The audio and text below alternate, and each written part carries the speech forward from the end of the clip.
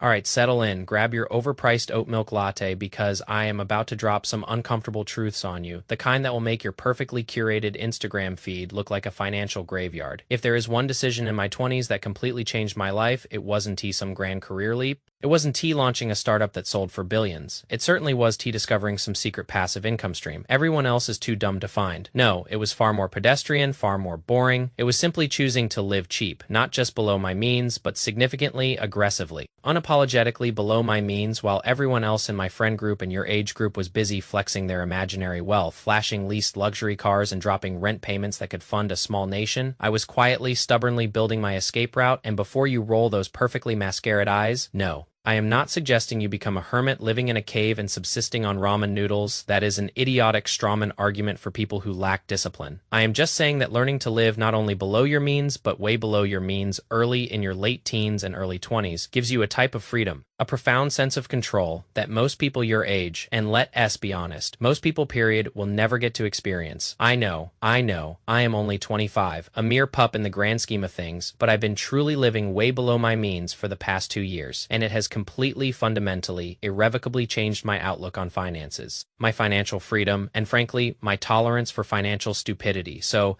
let us start with a reality check. A cold splash of water to your Instagram. Filtered faces, our generation's financial landscape is, to put it mildly, brutal, especially right now. You've got student loans that are more like life sentences, interest rates that are through the roof, absolutely insane. Inflation has been devouring the purchasing power of your dollar bills, making your hard-earned cash worth less and less with every passing day. And the job market, I know sometimes the numbers and news headlines try to paint a rosy picture, making it seem like everything is just dandy, but in reality, the job market is shaky at best. I see your comments, countless messages from you guys struggling to find a decent job. And trust me, I've been there too. So it is hardly a surprise that over 60% of Americans are currently living paycheck to paycheck. Let that sink in for a moment. 60%. Once you are caught in that relentless cycle, breaking free becomes an uphill battle, a financial Sisyphus rolling a boulder of debt. It is even harder sometimes if you get a pay raise, because for most people, that just means more money to throw at the same cycle of mindless spending, but the absolute best time to avoid falling into that trap.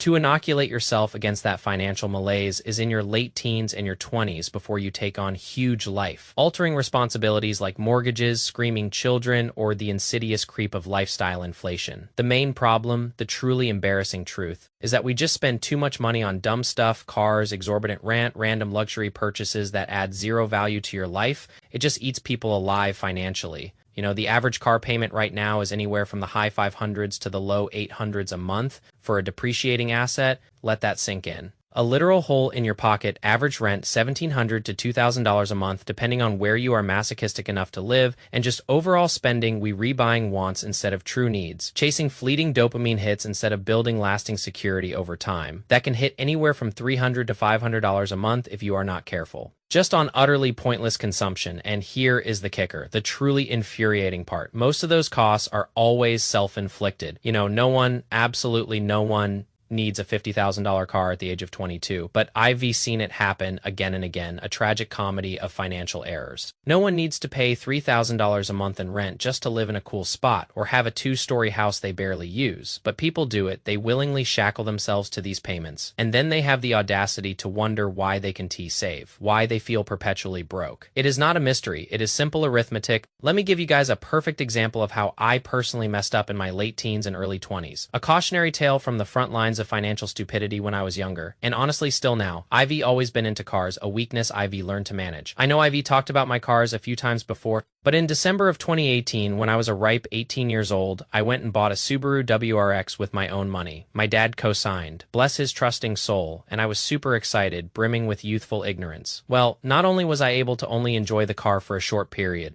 I ended up pouring a ludicrous amount of money into upgrading that car. All in all, when it finally came time to sell it, I lost money on the car. After all the upgrades and after everything I still owed on it, I ended up losing money. A self-inflicted wound. But that didn't stop me, because not even 2 years later, I sold that money pit. Lost another bunch of money on it, and then I went and bought a BMW because I wanted to, have that nice car. I wanted to upgrade. I knew it could be faster. I knew it was nicer. So naturally, I put a bunch more money into that, spent a lot of time and effort building this car up, a fool-less errand. And not even 3 years later, in July of 2023, I convinced myself that the smartest thing for me to do was to sell the BMW on which I was going upside down and lost all my money with when it came to upgrades and buy a brand new Model 3 Performance Tesla, because I was telling myself I was saving money on gas. At the time, I genuinely thought I was doing the best thing for myself, a master strategist. But looking back on it now, with the cold clarity of hindsight, it was probably one of the dumbest financial mistakes I have ever made in my entire life. It was a monument to aspirational idiocy, and ever since then, I know, as of now, that is not even 2 years ago. I completely got out of the Tesla, I just ate the cash on it. A bitter pill to swallow, and now I have a Jeep. And yeah, my Jeep payment is, in the low 300s a month, but that, my friends, is the lowest car payment I have ever had since I was 18. So realistically, I am actually living below my means when it comes to vehicles, but before, I was just throwing money away, lighting it on fire when it came to cars. And granted, yes, I enjoyed the experience I had with those cars, the fleeting thrills. But looking back on it, I didn't need to upgrade them that much. I didn't need to put that much money into them. I could have just enjoyed them as they were, or kept them for longer, or God forbid, paid down my principal. But instead, I was always trying to replace something great with something better, an endless, expensive pursuit of illusory perfection. And I think the biggest trap that I fell into in my early 20s and teens was the I deserve it trap.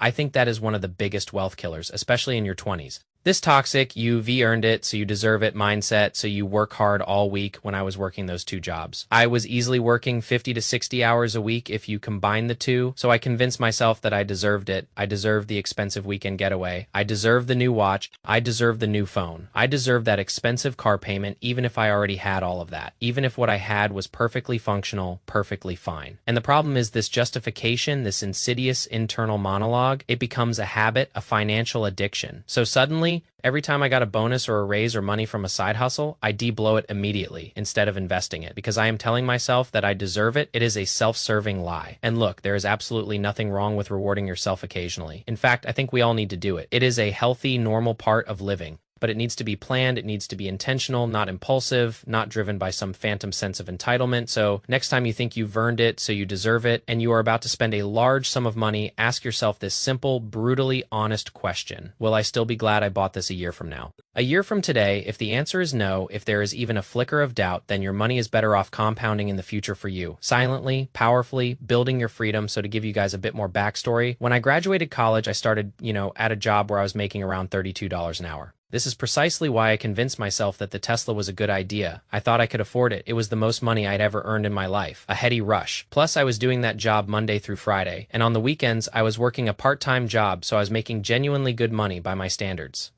But after I realized that I was literally throwing money away after the cold, hard reality of the Tesla, depreciation hit me and I got rid of it. What did I do instead? I really locked down and focused on saving. I didn't look at new cars anymore. I didn't browse designer clothing websites. I didn't hunt for random, pointless collectibles. I tried to keep my life as simple as possible, as unburdened by material desires as I could. So instead, I kept living like I was still broke, even though my income had increased. And the main thing is, because I lived like this, I still live like this, and I was living like this, I was able to save and invest thousands of dollars every single year, not just a little, but thousands, consistently. So, I really took my savings seriously the past 2 years, and I built up a cash position of almost $60,000, a nice little war chest. Now, if you look at my net worth video, I started trimming that down because I realized I just had way too much cash on hand that wasn't working for me. It was just sitting there lazy. So I started investing that money, buying stocks, putting it into crypto judiciously, intelligently, and my money has just completely grown from that point. Exponentially, it is not magic, it is mathematics. But the truth is, when you truly live below your means, you have the availability to not only save money, but to grow your money every single year without fail. And as we all know,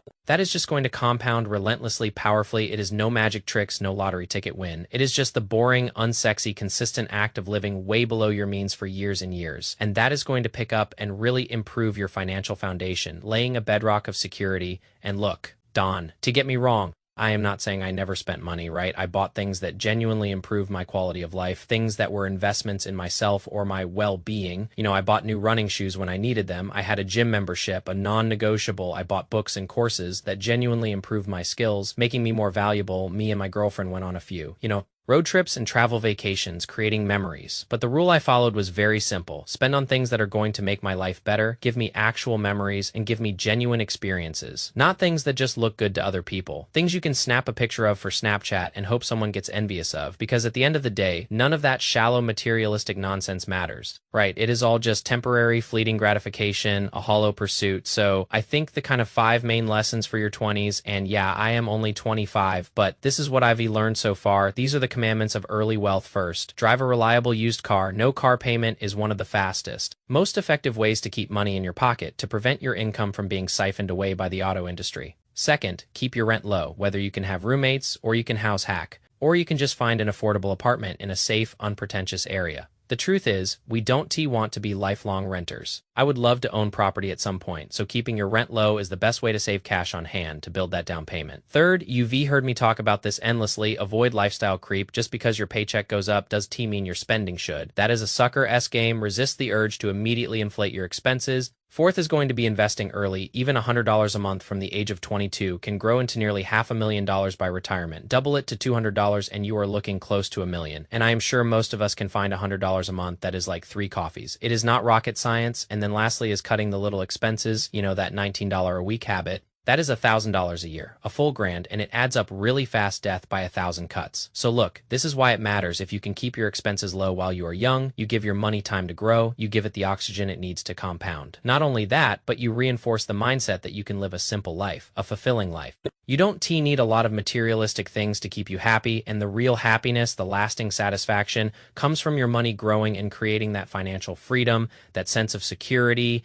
Every dollar that you invest in your 20s, every single dollar, it can be worth $20 to $25 by the time you retire. And I know a lot of people don't like to look towards retirement. It feels too far away, too abstract, but the humble truth is that a lot of us will have to retire at some point. And that is how compound interest really gets to grow. That is where the magic, if you can call it that, happens. And most importantly, you give yourself the ultimate gift: freedom. The freedom to potentially quit a job you absolutely hate, to take time off, to move abroad, to travel the world, or to start something new without the crushing, debilitating stress of wondering, if I start this, how am I going to pay my bills next month? Because you have all that extra cash, that financial cushion ready to go, because you are living, a financially frugal life, a smart life. So if you are in your 20s, this is your window. This is your moment. I am telling you guys, I know it does sound fun. I know it does sound cool. Up front, there is no immediate gratification, but be cheap now, save and invest the difference. That is the key. Save and invest that difference. And spend only on things that truly matter to you, not what everyone else is talking about, not what is the new trend, not what you think will impress strangers on the internet. And trust me, the future you is going to look back and think you are so happy you did this. Because I've truly been doing this for about 2 years now, and my money has grown exponentially beyond what I ever imagined. So if you guys found any value from this video,